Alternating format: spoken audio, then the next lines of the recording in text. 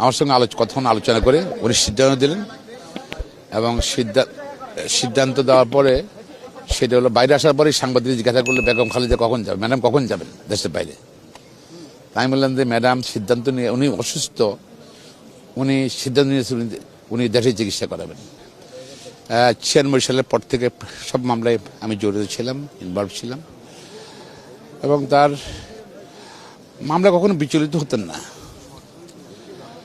তবে ওনার যে কতগুলো কথা খুব মনে পড়ে আমার, কতগুলো ঘটনার স্মৃতি থেকে, যে 111-এর সময় -2 দুবার করতে চেয়েছিল 2007 সালে।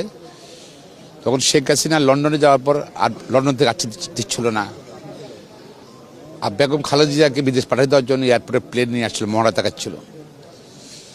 সেই রাতে আমি এমপি হোস্টেলে গেলাম, খুব খারাপ লাগছিল নিজে একা একা, চোখে পানি চলে আসতেছিল। তখন ওখানে গেলাম, ইলিয়াস আলীকে পেলাম আর মোহাম্মদ শাহজাহান বলে নোয়াখালীর এমপি ছিলেন, শাহজাহান, ওনার সঙ্গে কথা বলছিলাম 4টা পর্যন্ত টিভি দেখছিলাম।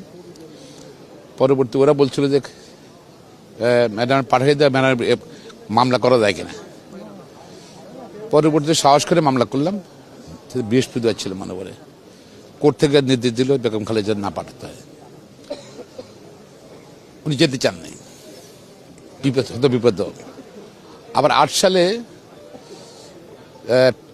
প্রায় 1 বছর হয়ে গেছে বেগম খালেদা এবং শেখ হাসিনার জেলে, সাব জেলে। শেখ হাসিনা চলে গেছেন প্যারোলে মুক্তি নিয়ে দেশে চিকিৎসার জন্য।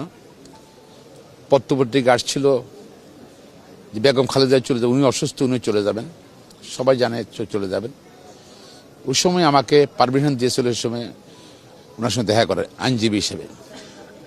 তো দেখা করতে গেলাম, তখন আমার সঙ্গে একটু ওই সময় সঙ্গে সঙ্গে গোয়েন্দা সংস্থার লোক ঢুকলো, বলে বের করে দিল, আমি আমার লয়ারের সঙ্গে কথা বলবো, বাইরে যান, বাইরে যাও। তো গেছে, পরে আমাকে বললেন যে গতকাল রাত্রে আমির ব্রিগেডের বাড়ি আসছিল, শেখ হাসিনাকে তো তারা প্রস্তাব দিয়েছে কতদিন জেল খাটবে, চলে গেছে। আমাকে একই রকম প্রস্তাব দিয়েছে, আমাকে সময় দিয়েছে 3 দিন যে চিকিৎসার জন্য দেশের বাইরে চলে যাওয়া। আমি কারোর সঙ্গে শেয়ার করতে পারছি না, তুমি আসছো ভালো হয়েছে। আমার সঙ্গে কতক্ষণ আলোচনা করে উনি সিদ্ধান্ত দিলেন এবং